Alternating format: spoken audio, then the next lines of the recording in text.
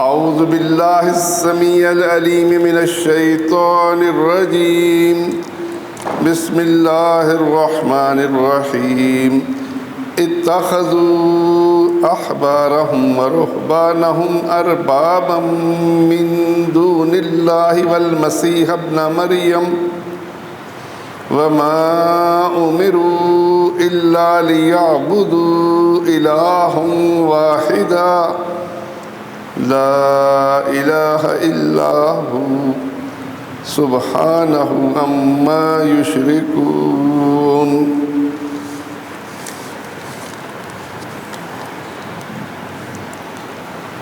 آج ہم بحیثیت قوم کے یقیناً ہم پریشان ہیں، دل دکھے ہوئے ہیں۔ درد دل رکھنے والا ہر شخص وہ اپنے حالات سے پریشان ہے۔ غزہ اور فلسطین کے حالات ہوں یا یہ ہندوستان کے حملے ہوں، ہر شخص کا دل دکھا ہوا ہے، چاہتا ہے کچھ کرے، کرنے کا سامان بھی اس کو نظر نہیں آتا کہ وہ کیا کرے۔ مختلف قسم کی بولیاں سوشل میڈیا پر سن کر اس کی پریشانی میں مزید اضافہ ہو جاتا ہے۔ لیکن میں آپ کو پھر سلانے کے لیے نہیں آیا، میں پھر ان واقعات پر جوش اور جذبہ دکھا کر آپ کو تسلی دینے کے لیے نہیں آیا۔ میں تو آپ کو جگانے کے لیے کوشش کرتا ہوں، ہمیشہ یہ کوشش کرتا ہوں کہ ہم اپنی خرابی کو دور کر لیں۔ دیکھیے، ان خرابیوں کو دور کرنے سے ہو سکتا ہے ہم صرف چند لوگ ٹھیک ہو سکیں، ہم کوئی تبدیلی نہ لا سکیں، لیکن بہرحال ہماری جنہوں نے اس پر غور کیا، جس کو یہ بات سمجھ آ گئی، اس کی کم از کم آخرت ٹھیک ہو جائے گی، اور یہ بہت بڑی کامیابی ہے۔ ہم پر یہ مصیبت کیوں آئی ہوئی ہے؟ سیدھی سی بات ہے۔ دیکھیے، انبیاء رسول اللہ صلی اللہ علیہ وسلم صحابہ کے ساتھ ہیں، ذرا غور کیجئے کتنے نیک لوگ ساتھ ہیں۔ جنگ احد کا موقع ہے، چند لوگوں نے نافرمانی کی، اپنے امیر کی، درہ چھوڑ دیا، لیکن مسلمانوں کو شکست ہو گئی، اور اللہ نے قرآن مجید میں اس کا پورا نقشہ کھینچ کر بتا دیا کہ یہ جو شکست ہوئی ہے اس کی وجہ تم ہو۔ جنگ حنین کو دیکھ لیں، کس طریقے سے مسلمان عروج پر تھے، کتنی کثرت تھی۔ چند مسلمانوں نے کہا ہوگا نا کہ آج ہم اتنے کثیر ہیں، ہمیں کون شکست دے گا؟ اللہ نے دشمن کو اتنی طاقت دی کہ انہوں نے ایسی تیر اندازی کی کہ مسلمانوں کے پاؤں اکھڑ گئے۔ تو کرنے والی غلطیاں چند لوگوں کی ہوتی ہیں، لیکن سب نے اس کی مشکل برداشت کرنی پڑی۔ رسول اللہ صلی اللہ علیہ وسلم تک کے دانت مبارک شہید ہو گئے، آپ صلی اللہ علیہ وسلم کو زخم آئے، یہ سب کچھ ہوا۔ خطا اللہ بیان کرتا ہے ان لوگوں کی ہے جنہوں نے وہ درہ چھوڑا تھا، امیر کی نافرمانی کی تھی۔ اور جنگ حنین میں اللہ فرماتا ہے کہ جن لوگوں نے اپنی کثرت پر غرور کیا تھا، ہم نے ان کے غرور کو نیچا دکھایا۔ حالانکہ مسلمان تھے، گمان ہونا کوئی مشکل نہیں ہے کہ اب ہم اتنی طاقت میں 313 ہو کر ہم نے 1000 کو مارا تھا، آج تو ہم اتنی تعداد ہے، آج ہمیں کون شکست دے گا؟ لیکن یہی سوچ اللہ نے اس کی اصلاح کرنے کے لیے مسلمانوں کے قدم اکھڑوا دیے۔ بھائیو، آج ہم اس شریعت سے، اس صراط مستقیم سے بہت دور جا چکے ہیں، ہمیں اپنی اصلاح کرنی ہوگی۔ دنیا اور آخرت میں کامیابی کا واحد حل یہ ہے کہ ہم صراط مستقیم کی طرف لوٹیں، اور جو ہم بڑے زوم کے ساتھ یہ کہتے ہیں غیر المغضوب علیہم ولا الضالین، اللہ مغضوب اور ضال لوگوں سے ہمیں بچا۔ ہمیں عملاً ان کی حرکتوں کو اپنے اندر سے کھریدنا ہوگا، ہم نے ان کو اپنے اندر سے نکالنا ہوگا۔ ہم جو چیزیں ان کی پڑھ چکے ہیں ان کا خلاصہ پھر دیکھ لیجئے۔ پہلی بات یہ کہ وہ مالی مفادات اور شہرت کی خاطر حق کو چھپایا کرتے تھے۔ دوسری بات ہم نے پڑھی کہ مسلمانوں سے حسد کی بنا پر حق کا انکار کرتے تھے۔ تیسری بات ہم نے یہ پڑھی کہ تکبر کے ساتھ یہ کہا کرتے تھے کہ ہمارے دلوں کے اوپر تو لفافہ چڑھا ہوا ہے، اس میں اے محمد صلی اللہ علیہ وسلم تیری باتوں کا اثر نہیں ہو رہا۔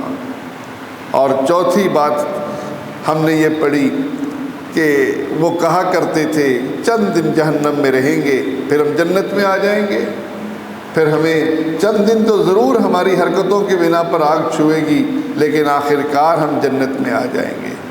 اور آج ہم ان کا یہ قول جو آپ نے سورۃ توبہ کی آیت نمبر 31 میں سنا کہ اتخذوا احبارهم ورهبانهم اربابا من دون اللہ، انہوں نے اپنے احبار اور رہبان، اپنے علماء کو، اپنے درویشوں کو رب بنایا ہوا تھا، اور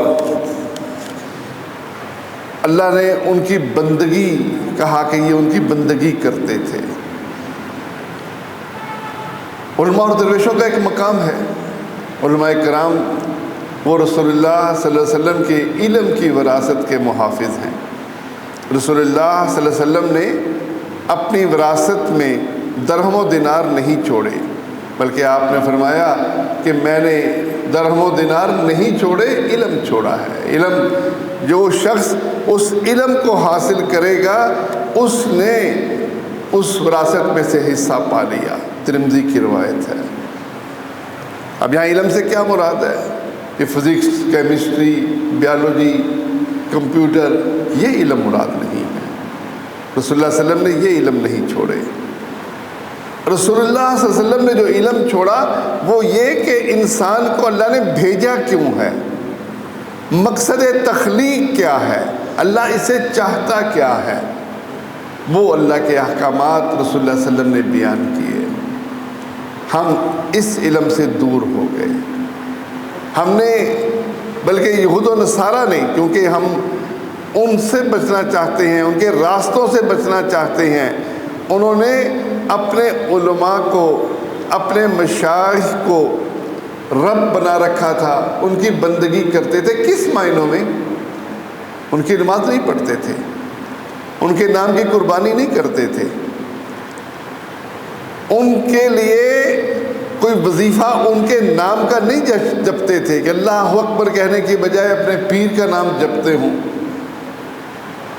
جب رسول اللہ صلی اللہ علیہ وسلم نے عدی بن حاتم رضی اللہ تعالیٰ عنہ کے سامنے یہ آیت پڑھی تو کہنے لگے یا رسول اللہ ہم نے تو کبھی ان کی بندگی نہیں کی، یعنی جو رسوم عبادت ہے، یہ نماز، روزہ، حج، زکوٰۃ، یہ ہم اللہ کے لیے کرتے ہیں، ان کے لیے تو ہم نے کبھی نہیں کی۔ تو آپ صلی اللہ علیہ وسلم نے نشاندہی کی کہ جس چیز کو وہ حلال کرتے تھے تم حلال جانتے تھے، اور جس چیز کو وہ حرام کہتے تھے تم حرام جانتے تھے۔ اللہ کے حلال کو حرام ان کو اختیار دیا ہوا تھا کہ اللہ کے حلال کو حرام کر دو یا حرام کو حلال کر دو، ہم تمہاری بات کو مانیں گے، یہ میدان تمہارے حوالے ہے۔ اللہ نے اسی کو ان کی بندگی قرار دیا۔ اور دیکھیں لفظ کیا کیا، اربابا، رب کی جمع ہے کہ انہوں نے رب بنا رکھا تھا۔ یہ روایت جو عدی بن حاتم کی میں نے آپ کے سامنے پڑھی، یہ روایت ترمذی کی صحیح روایت ہے۔ اور دیکھیے اس شریعت کے اندر پہلے یہ اصول سمجھ لیجئے، یہ شریعت اللہ نے نازل کی ہے، اس شریعت میں حلال اور حرام اللہ نے مقرر کیے ہیں۔ رسول اللہ صلی اللہ علیہ وسلم کو بھی حلال اور حرام مقرر کرنے کا اختیار نہیں ہے، بلکہ سورۃ الحاقہ کی یہ آیت ذرا اپنی نظروں میں رکھیے۔ سورۃ الحاقہ اللہ تعالیٰ اس کے اندر ارشاد فرماتا ہے کہ اگر یہ نبی صلی اللہ علیہ وسلم ہمارے ذمے کوئی ایسی بات لگائیں جو ہم نے نہ کہی ہو تو ہم دایاں ہاتھ پکڑ کر ان کی شاہرگ کاٹ دیں اور کوئی ان کو بچانے والا نہ ہو۔ دیکھیے اللہ کے نبی صلی اللہ علیہ وسلم معصوم ہیں، وہ کب اللہ کی طرف کوئی بات منسوب کر سکتے تھے، لیکن اللہ نے دیکھیے کیا الفاظ ہے، وَلَوْ تَقَوَّلَ عَلَيْنَا بَعْضَ الْأَقَاوِيلِ، اگر یہ کوئی ہمارے ذمہ ایسی بات کہہ دے جو ہم نے نہ کہی ہو، لَأَخَذْنَا مِنْهُ بِالْيَمِينِ، ہم اس کا دایاں ہاتھ پکڑ لیں گے، ثُمَّ لَقَطَعْنَا مِنْهُ الْوَتِينَ، اس کی شاہرگ کو کاٹ دیں گے، فَمَا مِنْكُمْ مِنْ أَحَدٍ عَنْهُ حَاجِزِينَ، تم میں سے کوئی ہمیں اس کام کے کرنے سے روک نہیں سکتا۔ حلال اور حرام مقرر کرنا، شریعت بنانا نبی کا اختیار بھی نہیں ہے۔ نبی کریم صلی اللہ علیہ وسلم کا اختیار کیا ہے؟ اللہ شریعت نازل کرتا ہے، اللہ کے نبی صلی اللہ علیہ وسلم اس کو بیان کرتے ہیں۔ لوگ یہ سمجھتے ہیں کہ سور کو اللہ نے حرام کیا اور گدھے کو اللہ کے نبی نے حرام کیا، نہیں، اللہ کے نبی صلی اللہ علیہ وسلم نے جو گدھے کو حرام کیا، جو آپ صلی اللہ علیہ وسلم نے درندوں کو، کتے اور بلی اور چیتے اور شیر کو حرام کیا، اللہ کے حکم سے کیا، اپنی مرضی سے آپ کو حلال اور حرام کرنے کا اختیار نہیں ہے۔ سورہ تحریم دیکھ لیجئے، پہلی آیت، آپ صلی اللہ علیہ وسلم نے اپنی بیویوں کے کہنے پر صرف اپنے اوپر یہی کہا تھا کہ میں شہد استعمال نہیں کروں گا، امت کے لیے حرام نہیں کیا، لیکن قرآن مجید کی آیات نازل ہو گئی کہ اے نبی تو کیوں حرام کرتا ہے اس چیز کو جس کو اللہ نے تیرے لیے حلال کیا ہے، تبتغی مرضات ازواجک، کیا تو بیویوں کی خوشنودی چاہتا ہے؟ بیویوں کے کہنے پر وہ اپنے اوپر بھی اللہ کے حلال کو حرام نہیں کر سکتے۔ تو حیثیت سمجھ لیجئے کہ رسول اللہ صلی اللہ علیہ وسلم کی حیثیت اللہ کے پیغام کو پہنچانے والی ہے، اللہ کے پیغام میں رد و بدل کرنا آپ کے اختیار میں نہیں ہے۔ اللہ کے حلال کو حرام کرنا یا حرام کو حلال کرنا یہ کسی کا اختیار نہیں ہے۔ اللہ مالک الملک شریعت نازل کرتا ہے اور وہی قانون ساز ہے، وہی شریعت ساز ہے۔ آج ذرا اپنا ہم جائزہ لیں کہ آج حلال اور حرام کرنے کا اختیار کس کو ملا ہوا ہے۔ آپ نے وہ صوفیہ کے قصے تو سنے ہوں گے کہ پیر صاحب کے پاس مرید آتا ہے اور کہتا ہے بیعت کر، وہ کہتا ہے اچھا کلمہ پڑھ، وہ کلمہ پڑھتا ہے لا الہ الا اللہ محمد رسول اللہ، کہتا ہے نہیں ایسے پڑھ لا الہ الا اللہ چشتی رسول اللہ، اور وہ فوراً پڑھ دیتا ہے، وہ اس کی بیعت کر لیتا ہے۔ اب یہ اختیار کسی اور کو نہیں ہے، یعنی دین کی ایک معلوم چیز ہے کہ محمد رسول اللہ ہی اللہ کے رسول ہیں اور کوئی رسول نہیں ہے۔ اب وہ صرف اپنی اتھارٹی دکھانے کے لیے کہ تو میری کتنی تابع داری کرتا ہے، کیونکہ اس کے بعد وہ کہہ دیتا ہے کہ دیکھ کلمہ وہی ہے، آئندہ وہی پڑھنا ہے، میں نے تیرا ٹیسٹ لیا تھا۔ یہ ٹیسٹ لینے کا اختیار کسی کو نہیں ہے، کسی کو حلال اور حرام کرنے کا اختیار نہیں ہے۔ تو پورا ایک دین ایجاد کر لینا، ان سے پوچھو یہ ضربیں جو لگ رہی ہیں دل پر، یہ ہو کی آوازیں جو آ رہی ہیں، یہ قلب جو جاری ہو رہا ہے، کیا دلیل ہے؟ ان کا اپنا طریقہ ہے۔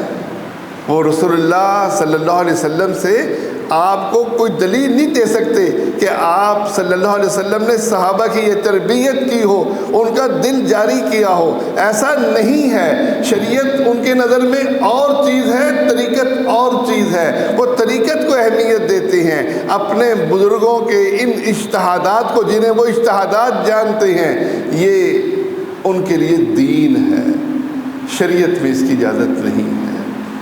اور ہماری آپ دیکھیے اکثریت کا پھر یہی حال ہے کہ وہ قبر کا طواف کر رہے ہیں، کیوں کر رہے ہیں؟ پیر صاحب نے حکم دیا۔ وہ قبر کے اوپر آ کر عرس منا رہے ہیں، دیگ چلا رہے ہیں، کیوں چلا رہے ہیں؟ پیر صاحب کا حکم ہے۔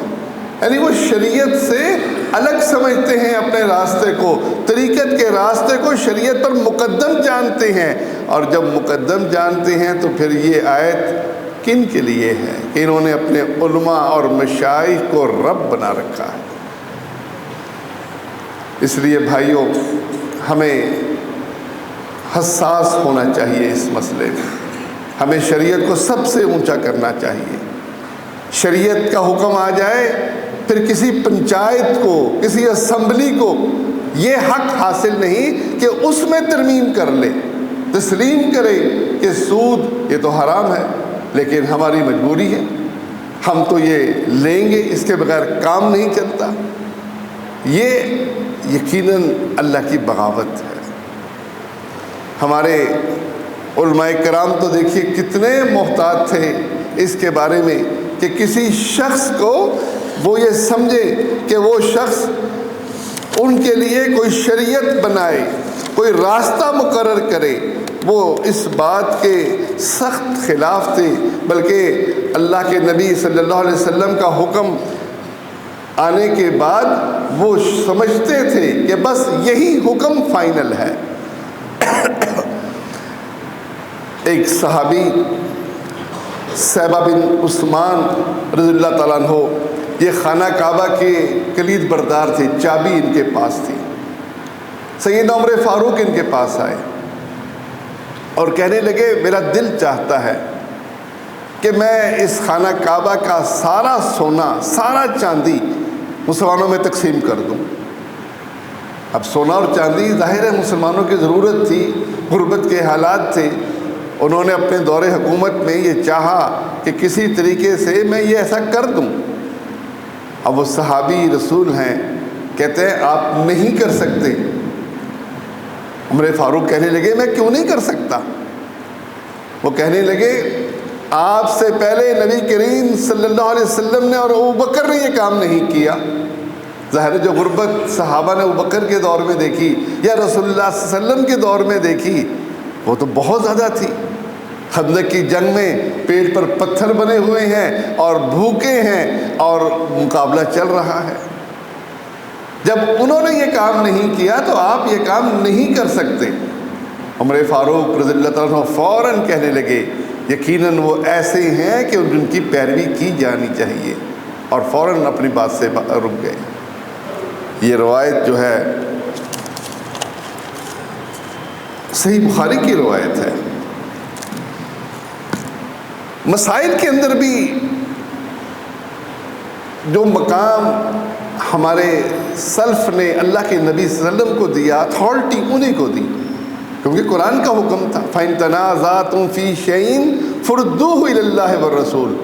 کوئی کسی قسم کا تنازع ہو جائے، فیصل کن ہستی اللہ اور اس کے رسول ہیں، اور کوئی ہستی فیصل کن نہیں ہے.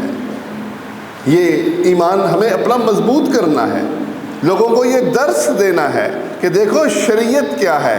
اللہ کا حکم جو اللہ کے نبی صلی اللہ علیہ وسلم پر نازل ہوا، اللہ کے نبی صلی اللہ علیہ وسلم کی ہر بات اللہ کی بات ہے، وہ معصوم ہیں، وہ مامور من اللہ ہیں، اور ان کی اطاعت اللہ نے ہم پر واجب کر دی ہے.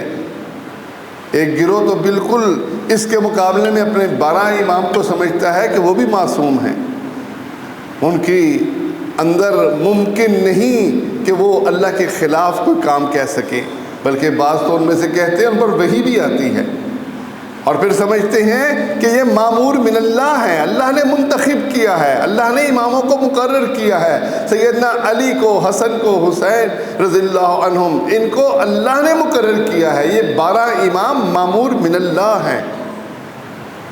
اور پھر سمجھتے کیا ہیں کہ ان کی بات حتمی ہے، واجب الاطاعت یہی ہیں، ان کے اصول کافی ہو یا فروغ کافی. جعفر صادق رحمۃ اللہ علیہ تک بات پہنچ گئی، بس بات ختم. ضرورت نہیں کہ جعفر صادق رحمۃ اللہ علیہ اس بات کو رسول اللہ صلی اللہ علیہ وسلم تک پہنچائیں، ایسا نہیں ہے. وہ سمجھتے ہیں کہ بس جعفر صادق نے کہہ دیا، اب وہ امام ہیں، بس ان کو اختیار حاصل ہے. تو بھائیو یہ پھر یہی شرک ہے کہ علماء کو اور مشائخ کو رب بنانا یہی نہیں اور تو کیا ہے. دیکھیے اختلاف ہوتا ہے صحابہ کے اندر حج تمتع کے بارے میں. حج تمتع یہ حج ہے کہ آدمی عمرہ کرے، عمرہ کرنے کے بعد پھر اپنا احرام اتار دے اور حج کی پابندیوں سے، عمرے کی پابندیوں سے آزاد ہو جائے. اس کے بعد پھر 8 ذوالحجہ کو جب حج کے لیے لوگ جمع ہو رہے ہوں گے، عرفات کی طرف جا رہے ہوں گے، تو پھر اس وقت وہ دوبارہ احرام باندھے اور احرام باندھنے کے بعد پھر وہ حج کرے۔ یہ حج تمتع کہلاتا ہے۔ اس میں صحابہ کا اختلاف ہوا، اور صحابہ کے اختلاف میں سیدنا عمر فاروق ہیں، دیکھیے کتنی بڑی ہستی ہیں وہ، سیدنا عثمان ہیں، وہ بھی اس کے خلاف ہیں۔ سیدنا ابو ذر بیان کرتے ہیں کہ ابو ذر صحابی رسول، وہ بھی یہ اس کے قائل تھے کہ حج و تمتع جائز نہیں، اور سمجھتے کیا تھے، فرق کیا تھا، وہ سمجھتے یہ تھے کہ اللہ کے نبی صلی اللہ علیہ وسلم نے کیا، صحابہ نے کیا، لیکن کہتے یہ تھے کہ وہ خاص صحابہ کے لیے تھے، حالات ایسے تھے، مشرکین مکہ جمع تھے، خوف کے حالات تھے، اس کی بنا پر ہم نے ضرور حج تمتع کیا، لیکن اب درست نہیں ہے۔ سیدنا ابو ذر بھی یہ کہتے ہیں، یہ روایت صحیح مسلم کی ہے کہ یہ محمد صلی اللہ علیہ وسلم کے صحابہ کے لیے خاص تھا۔ ایسے ہی امیر المومنین سیدنا عثمان وہ بیان کرتے ہیں کہ حج تمتع نہیں کرنا چاہیے، سیدنا علی کہتے ہیں حج تمتع کرنا چاہیے۔ امیر المومنین پوچھتے ہیں، علی تو کیوں میری مخالفت کرتا ہے؟ سیدنا علی پوچھتے ہیں، عثمان کیا ہم نے رسول اللہ صلی اللہ علیہ وسلم کے ساتھ حج تمتع نہیں کیا؟ عثمان جواب میں کہتے ہیں کہ ہاں ہم نے حج تمتع ضرور کیا ہے، لیکن اس وقت ہم حالت خوف میں تھے، اس لیے ہم نے حج تمتع کیا تھا۔ صحیح مسلم کی روایت ہے۔ یعنی ان کا وجہ کیا ہے؟ ان کی مخالفت یہ نہیں کہ کوئی حدیث کی مخالفت تھی، بلکہ وہ ان حالات کو دیکھ رہے تھے کہ جب ہم نے حج تمتع کیا تھا، اللہ کے نبی صلی اللہ علیہ وسلم کے ہم ساتھ آئے تھے، تو ہماری طرف مشرکین مکہ موجود تھے، ہمیں ان کا خوف تھا، اور اس خوف کی بنا پر اللہ کے نبی صلی اللہ علیہ وسلم نے ہمیں عمرے کے بعد احرام اتارنے کا حکم دیا تاکہ لڑنا پڑ جائے تو لڑ سکیں، مقابلہ ہو جائے، جنگ ہو جائے تو اس جنگ کے اندر ہم تلوار چلا سکیں۔ یہ تو نہیں کہ احرام باندھا ہوا ہو اور ہم لڑائی میں آ جائیں۔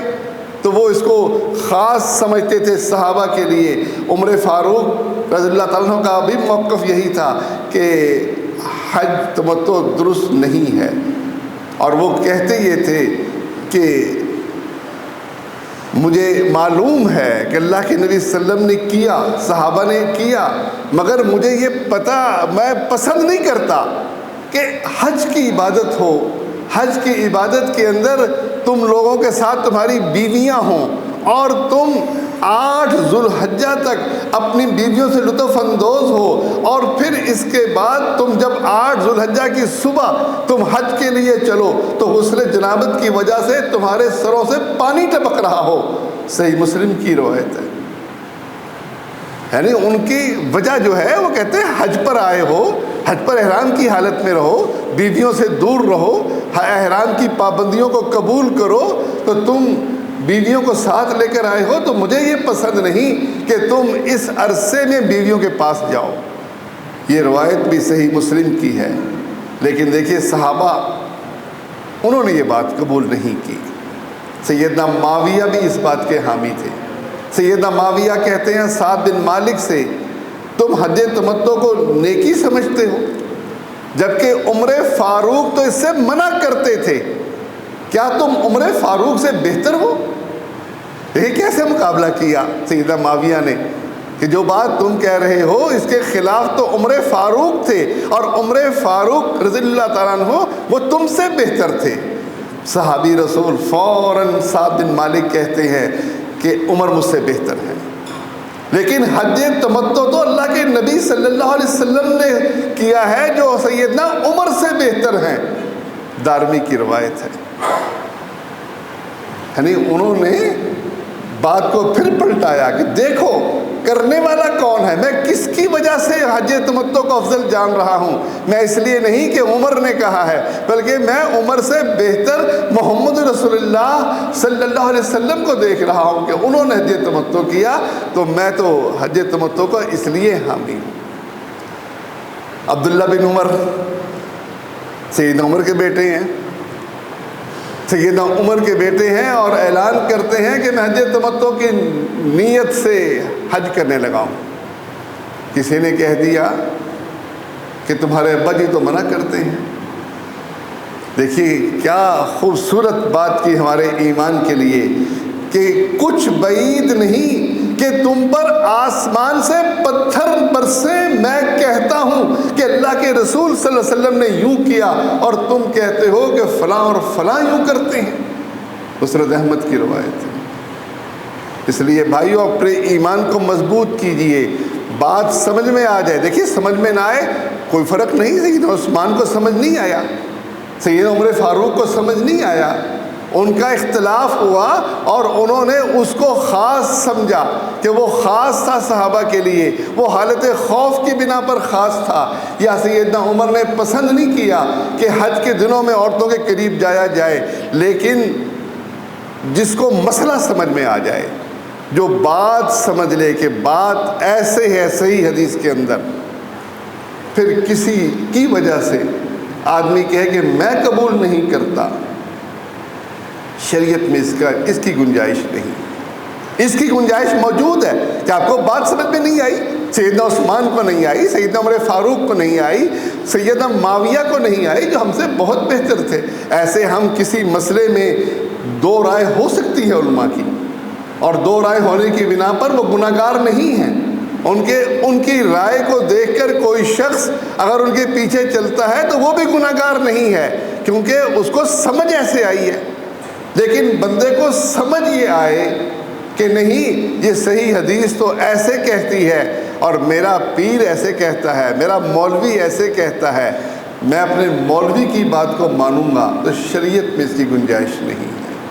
اس لیے بھائیوں دیکھیے یہ باتیں یقیناً آپ کو عجیب لگتی ہوں گی کہ حالات کچھ ہیں، میں کچھ بیان کر رہا ہوں، میں اس لیے بیان کر رہا ہوں کہ اگر ہم چاہتے یہ ہیں کہ فرشتے ہماری مدد کے لیے نازل ہوں، ہم چاہتے یہ ہیں کہ ہم دشمن کا مقابلہ کریں اور اللہ کی پوری مدد ہمارے ساتھ ہو، تو اس کا ایک ہی حل ہے کہ ہم اپنے ایمان کے چیپٹر کو درست کر لیں۔ اللہ پر ایمان، اس کے رسول پر ایمان، کتابوں پر ایمان، فرشتوں پر ایمان، آخرت پر ایمان، تقدیر کے اچھے اور برے ہونے پر ایمان، اور پھر ہم سنت کے مطابق اپنے آپ کو ڈھال لیں۔ یہ ایک ذریعہ ہے اللہ کی طرف سے فرشتوں کے نزول کا، اللہ کی مدد کا۔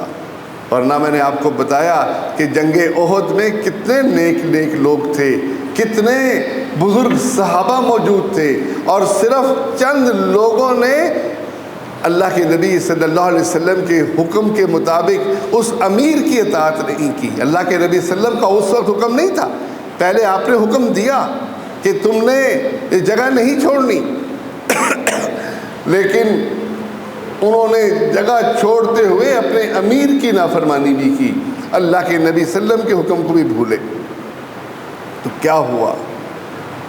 کیسے اللہ کے نبی صلی اللہ علیہ وسلم اکیلے رہ گئے، دشمن نے کیسے یلغار کر دیا، کیسی پریشانیاں آپ صلی اللہ علیہ وسلم کے پاس آئیں، یہ چند لوگوں کی غلطیوں کی بنا پر۔ اور دوسری طرف جنگ حنین میں چند لوگوں نے کہا کہ ہم آج بڑی کثرت سے ہیں، ہمیں کون شکست دے گا۔ اللہ کو یہ کلمہ پسند نہیں آیا، اللہ نے اس کلمے کی بنا پر مسلمانوں کے پاؤں اکھاڑ دیے، مشرکین کفار نے ایسے تیر برسائے کہ مسلمان بھاگ کھڑے ہوئے۔ تو غلطی چند لوگوں کی تھی، لیکن دیکھیے تکلیف سب کو پہنچی۔ آج ہم جس حال میں ہیں، آج ہمارے جو ایمانیات کا چیپٹر ہے وہ بہت پیچھے ہے، ہم دین کی بنیادی باتوں سے ناواقف ہیں، اس لیے کہ ہم نے اس دین کو بطور علم نہیں سیکھا، بطور دین نہیں سیکھا، ہم نے صرف باتیں قبول کر لیں جو ہمیں اچھی لگی۔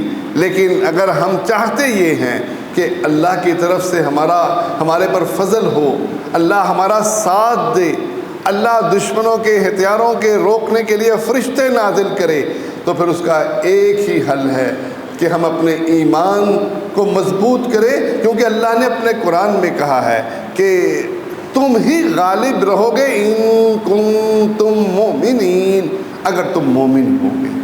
یہ غلبہ ایمان کے ساتھ مشروط ہے، اور اگر ایمان کے اندر شرک ہوا، اللہ کی بغاوت ہوئی، کفر ہوا، ہم اللہ کے بجائے اپنے پیروں اور فقیروں کو وہ مقام دے دیں جو اللہ نے ان کو نہیں دیا، ہم اپنی پنچایتوں کو، اپنی اسمبلی کو یا کسی بھی ادارے کو یہ مقام دے دیں کہ وہ اتھارٹی ہیں، جو چاہے کریں، ان پہ اوپر کوئی اتھارٹی نہیں ہے، شریعت ان کے لیے راستے میں رکاوٹ نہیں ہے، اگر ہم یہ اتھارٹی کسی اور کو دیں گے تو بھائیو ہمارا ایمان جو ہے وہ پھر ختم ہو جائے گا، ہمارا ایمان نہیں بچے گا۔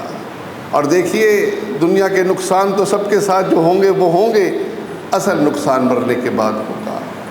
اصل نقصان آخرت کا نقصان ہے، جس نقصان کی آج ہمیں فکر کرنی ہے۔ آج ہم اپنی اصلاح کریں گے، آخرت کی تیاری کریں گے، آخرت کے بارے میں ہم ہر وہ بات جو اللہ اور اس کے رسول نے بیان کی اس کو اپنے سامنے رکھیں گے، اپنے آپ کو اس کے مطابق ڈھالیں گے، تو یقیناً ہم آخرت میں اللہ کے عذاب سے بچ جائیں گے۔ ورنہ وہاں جا کر تو یہی تمنا کرے گا ہر شخص، اللہ ایک موقع اور دے دے، ایک دفعہ دنیا میں دوبارہ بھیج دے۔ وہ جو موقع ہم وہاں مانگیں گے جس کا اللہ نے قرآن میں ذکر کیا ہے، وہ ہمیں آج حاصل ہے۔ ہم اس موقع سے فائدہ اٹھائیں، اللہ کی دین کو سیکھیں اور اس کے مطابق اپنے آپ کو تبدیل کریں۔ یہی راستہ دنیا کے اندر بھی اور آخرت کے اندر بھی کامیابی کا ذریعہ ہے۔ اللہ ہماری مدد فرمائے، کشمیر کے مسلمانوں کی مدد بھی فرمائے، پاکستان کے مسلمانوں کی مدد بھی فرمائے۔ اللہ ہمارے دشمنوں کو تباہ و برباد کرے۔ اللہ فلسطین اور غزہ کے مسلمانوں کی مدد فرمائے، اللہ ان کے دشمنوں کو بھی برباد کرے۔ سارے دشمن جو مسلمانوں کے دشمن ہیں وہ ہمارے دشمن ہیں، ہمیں ان سے نفرت اور بغاوت کرنی ہے، البراء کرنی ہے۔ اپنے باتوں میں، اپنی تحریرات میں یہ ضرور دیکھ لیا کریں کہ کہیں ہم اللہ کے ان سب سے ننگے باغیوں کے ساتھ تو نہیں کھڑے۔